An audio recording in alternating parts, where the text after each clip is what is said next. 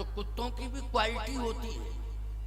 हाँ, ऐसा नहीं है कि कुत्तों की क्वालिटी नहीं है। कौन कुत्तों की क्वालिटी है? जिनके पट्टा बंधा है, पालतू वाले पट्टा बंधा है, पालतू कुत्ते, उनकी कीमत होती है। लेकिन जिनके पट्टा नहीं बंधा वो फालतू, उनकी कोई कीमत नहीं। फालतू कुत्तों की क्या कीमत है बोलो? फालतू कुत्ते को कोई कीमत लगाएगा? कोई बताओ, फालतू कुत्ते कोई कीमत नहीं लगाएगा। अच्छा, पालतू कुत्ते की कीमत होती है 50-50 हजार का भी खरीदा जाता है कुत्ता, है ना? 50-50 हजार का कुत्ता लोग खरीदते हैं और छोटी उम्र में खरीदते हैं, फिर उसको बड़ा करते हैं, पाल पोस के उसको बहुत सुंदर सुंदर साबुन लगाते हैं, सुंदर सुंदर तेल लगाते हैं, फिर उनको बड़े कीमती बिस्कुट खिलाते हैं। और फिर हम आपको क्या बताएं, क्या क्या नहीं करते हैं। बच्चों से जितना प्रेम नहीं करते हैं, कुत्तों से जितना प्रेम करते हैं। मैंने तो देखा है बच्चों से इतना प्रेम नहीं करते हैं जितना कुत्तों से। मैंने एक जगह कहा, एक कुत्ते को लिए और हौवा रहुआ बउआ गौआ ऐसे ऐसे करे, हिलावे डुलावे, हाँ इस तरह से। मैंने कहा कि अरे रे क्या कर रहा है तू? अरे महाराज 35-40 हजार का आया है। अच्छा, तो क्या मतलब हुआ? बोले महाराज इतनी कीमत दे के लाया हूँ, तो प्यार नहीं करूंगा तो क्या करूंगा? मैंने कहा अच्छा एक बात बताओ, संतान तुम्हारे घर में आई, उसकी कोई कीमत है? उसकी क्या कीमत है पहले ये बताओ। संतान की कोई कीमत नहीं आकी तुमने, कुत्ते की कीमत आकी। यही तुम्हारी बुद्धिमत्ता है। कहे महाराज ऐसा है, कुत्ते को हम हिलाएंगे डुलाएंगे खिलाएंगे हृदय से लगाएंगे, कुत्ता हमसे प्रेम करेगा। और यदि हम उसको हिलाएंगे डुलाएंगे खिलाएंगे नहीं तो मुझसे प्रेम नहीं करेगा। हमने कहा बेवकूफ कहीं की, कुत्ता तुमसे प्रेम करने लगेगा तो तुम्हें कहां ले जाएगा ये बताओ, कहां ले जाएगा? बोले महाराज ये पता नहीं कहां ले जाएगा। हमने कहा कुत्ता तुम्हें ऐसी जगह ले जाएगा कि तुम कहीं किसी काम के नहीं रहोगे, और अगर इसके साथ भी जाओगे तो लोग तुम्हें कुत्ता ही कहेंगे कि ये कुत्ते का भी कुत्ता है। क्यों भाई? लोग यही कहेंगे और कुछ नहीं। खबरदार, पशु हैं, पक्षी हैं, इनसे प्रेम करना चाहिए, लेकिन कुत्ते का स्थान घर के अंदर नहीं है, घर के बाहर। बोलो है कि नहीं? कहां है कुत्ते का स्थान? घर के अंदर नहीं है, घर के बाहर है। रोटी देना चाहिए, प्यासा है पानी पिलाना चाहिए, उसे रोज रोटी खिलाओ, रोज पानी पिलाओ, लेकिन दहरी के बाहर उसका स्थान है, उसको वही स्थान मिलना चाहिए। मैं एक बात कहता हूं, ऐसे ऐसे घर हैं कि घर के अंदर कुत्तों को स्थान मिल रहा है। कीमत दे दे करके लोग कुत्तों को खरीद के ला रहे हैं, लेकिन महात्माओं को एक दिन नहीं बुला पा रहे हैं घर के अंदर। महात्माओं को नहीं। अच्छा, बुलाते भी हैं फिर महात्माओं को तो सबसे आगे कुत्ते को कर देते दरवाजे पर। सबसे बड़ी समस्या है, मैं तो भुक्तभोगी हूं, मेरे साथ ऐसा हुआ। जिस दिन हमारा निमंत्रण घर में किया तो कुत्ता इतना बड़ा पला था उस घर में, उस दिन उसने स्वतंत्र कर दिया, बंधन मुक्त, कोई जंजीर वंजीर नहीं पड़ी थी। और जैसे ही पहुंचे हम तो वैसे भी साधुओं को देख करके सबसे पहले कुत्ते ही भौंकते हैं। पता नहीं कौन सी दुश्मनी है साधुओं से कि साधुओं को देखकर सबसे ज्यादा भौंकते हैं कुत्ते।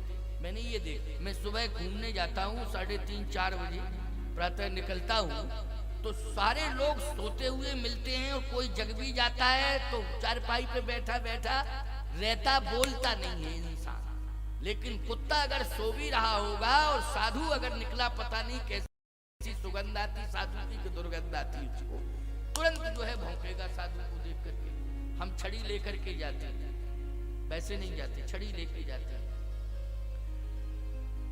सावधान, मुंह फाड़ दिया उसने मेरे सामने।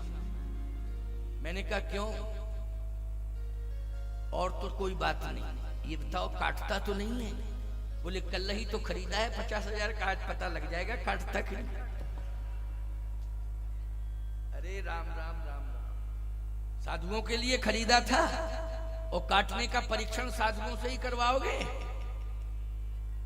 इसलिए मैं कहता हूं, अगर दे सको तो घर के अंदर गाय को स्थान दो, कुत्ते को स्थान देना है तो डेयरी के बाहर स्थान दो, अगर दे सकते हो घर के अंदर तो गौ माता को स्थान दो, यदि नहीं दे सकते हो तो गौशाला में उनको स्थान दो, गोद ले लो एक गाय। गौशाला में तो दे सकते हो स्थान। गौशालाएं क्यों बनाई जाती हैं? गाय के लिए ही बनाई जाती हैं। लेकिन गौशालाएं क्यों नहीं चल पा रही हैं? क्योंकि लोग सहयोग नहीं कर पा रहे हैं, इसलिए गौशालाएं नहीं चल पा रही। आप हजारों रुपया ना जाने कितने पशु पक्षियों पर खर्च कर रहे हो, लेकिन गौ माता की सेवा में ध्यान नहीं दे रहे हो। ये सबसे बड़ी भूल हो रही है। इसलिए गाय का गोबर जिसके आंगन में आ जाता है, लक्ष्मी को बुलाना नहीं पड़ता है, अपने आप आ जाता है। कहां बुलाना पड़ता? लक्ष्मी अपने आप दौड़ी दौड़ी चली जाती।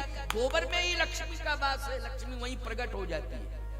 गाय का गोबर जिस घर में आ जाता है, जिस आंगन में आ जाता है, अपने आप लक्ष्मी उसी गाय के गोबर से प्रकट हो जाती है प्यारे। फिर उस घर से इतना प्रेम करती है लक्ष्मी कि विदा होने का मन नहीं लेती है। लेकिन आज झाड़ू पोंछा तो होता है, लेकिन गाय के गोबर से लेपन नहीं होता है। होता है क्या? बोलो, नहीं हो रहा है। मैं एक बात कहना चाहता हूं कि लंका में गाय को खा जाते थे।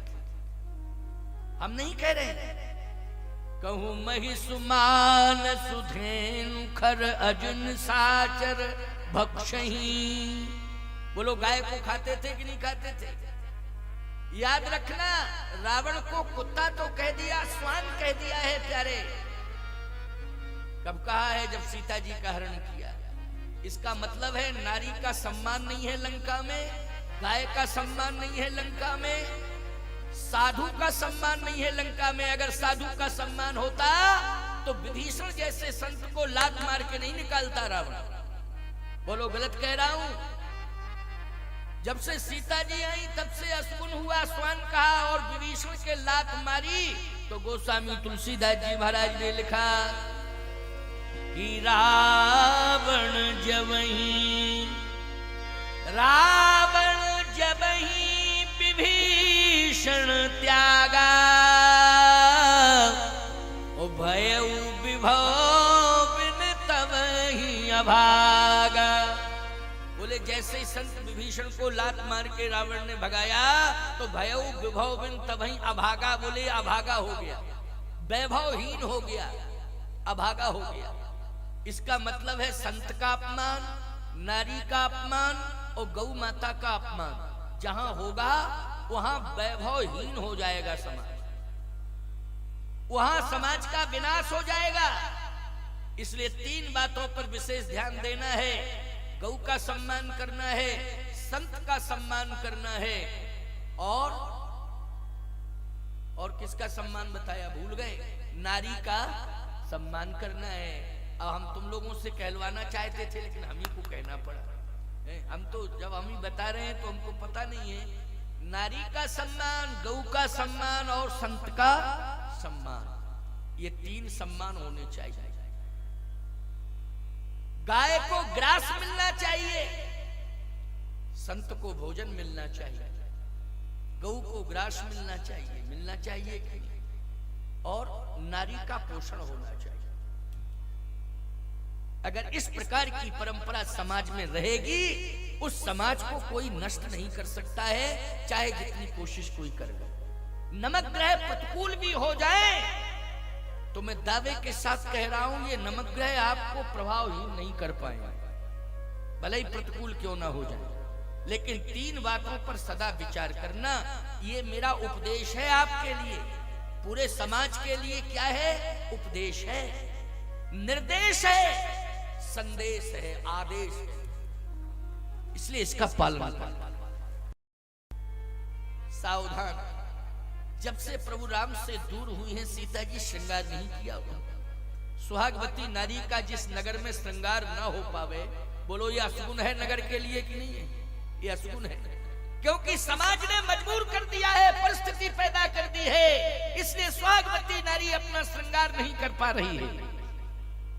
बोलो, नगर के लोगों ने मजबूर कर दिया है उसे, इसलिए श्राप है ये नगर के। सुहागवती नारी नगर के लिए वरदान हुआ करती है।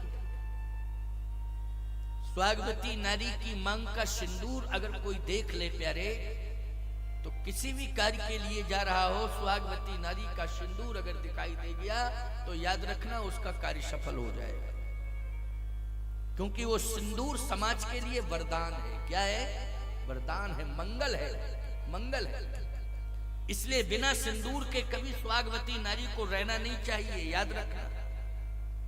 यही सबसे बड़ा श्रृंगार है, इसी को श्रृंगार कहते हैं। मांग में सिंदूर है, यही श्रृंगार है। आज बहुत से श्रृंगार तो हो रहे हैं, लेकिन सिंदूर छिपा है, दिखाई ही नहीं दे रहा है। और इतना हल्का सिंदूर लगाती है कि वो पता नहीं चलता है। पहले क्यों भाई, सिंदूर दूर से ही दिखाई देता था कि नहीं दिखाई देता था? है? दूर से ही दिखाई देता था। रेड का निशान खतरा, लाल लाल निशान खतरा। क्यों भाई? सावधान। आजकल तो पता ही नहीं चलता है। अच्छा, वो जो लगता है ना सिंदूर, वो बीच में मांग में लगना चाहिए, पता नहीं टेढ़ा टाढ़ा लग जाता साइडों में, इधर उधर। हाँ, क्यों गलत कह रहा हूं क्या? साइड में लगता है टेढ़ा टाढ़ा, जिससे कोई देख ना ले। अरे सिंदूर छिपाने के लिए है, नहीं है प्रकट करने के लिए है, जिससे समाज ये समझ जाए कि अधिकार प्राप्त नारी है। बोलो भाई, संरक्षण प्राप्त नारी है, संरक्षण किसी ने दिया है, ये सिंदूर सिद्ध कर देता है। याद रखना, माता जानकी को सिंदूर प्रिय है। सत्य तो यह है प्यारे, भगवान श्री राम जिस दिन सीता जी का हरण हुआ, उस दिन मांग में सिंदूर था, और वही सिंदूर 14 महीने तक रहा लंका। याद रखना, वही सिंदूर रहा। वो सिंदूर जो है बार बार कवच बनकर के सीता के सम्मान की रक्षा करता था। इसलिए नारी का सिंदूर कवच है। नारी का सिंदूर क्या है? कवच है। मांग में सिंदूर होना चाहिए, ये कवच है तुम्हारे लिए। कवच का काम है रक्षा करना। कवच का काम क्या है? रक्षा करना। कवच का काम संरक्षण देना भी, और कवच का काम रक्षा करना। और ये भारतीय सनातन संस्कृति में ही नारी सिंदूर लगाती है। पाश्चात्य संस्कृति की नारी सिंदूर नहीं लगाती। विदेशी महिला को, कभी किसी विदेशी महिला को देखना, जब पर्यटक बनकर के भारत में आते हैं पर्यटन करने, तो उन महिलाओं को देखना वो सिंदूर नहीं लगाती हैं। उनका परंपरा ही नहीं है सिंदूर की। क्यों? हमारे यहाँ सिंदूर इसलिए नारी को दिया जाता है मंडप के नीचे, क्योंकि नारी संस्कारों को स्वीकार कर रही है। विवाह क्या है? एक संस्कार है। हमारे यहाँ भारतीय सनातन परंपरा में विवाह क्या है? संस्कार है। जैसे आज बहुत शादियां हैं, बोलो आज बहुत शादियां हैं। बहुत से लोग हमसे आज्ञा लेके गए हैं कि महाराज शादी में जाना है, शादी में जाना है। हाँ भाई, जाना पड़ेगा, है ना। लेकिन मैं आपसे एक बात पूछ रहा हूं, विदेश की नारी सिंदूर नहीं लगाती है, क्यों नहीं लगाती है? भारत की नारी सिंदूर क्यों धारण करती है? इसलिए शास्त्र कहता है ये संस्कार है। जहां संस्कार माना जाएगा विवाह को, वहां सिंदूर अवश्य होगा। और विदेश में संस्कार नहीं है विवाह, विदेश में समझौता है। क्या है विदेश में? समझौता। ईमानदारी के साथ बताओ, जहां समझौता होगा वहां सिंदूर से क्या लेना देना? समझौते का मतलब है जब तक हमारा तुम्हारी बात बन रही है तब तक हम तुम्हारे हैं, तुम हमारे हो। जिस दिन नहीं बनेगी तुम अलग अलग अलग, कोई मतलब नहीं, कोई लेना देना नहीं। लेकिन भारतीय परंपरा में जिसकी मांग में एक बार सिंदूर भर चुका है प्यारे, जब तक वो जिंदा है उसके मांग के सिंदूर को यमराज भी नहीं मेट पाएंगे प्यारे। यही मनोती वो भगवान से मांगती है कि मेरे मांग के सिंदूर को यमराज भी न समाप्त कर पाए। सिंदूर का मतलब है पति। सिंदूर का मतलब क्या है?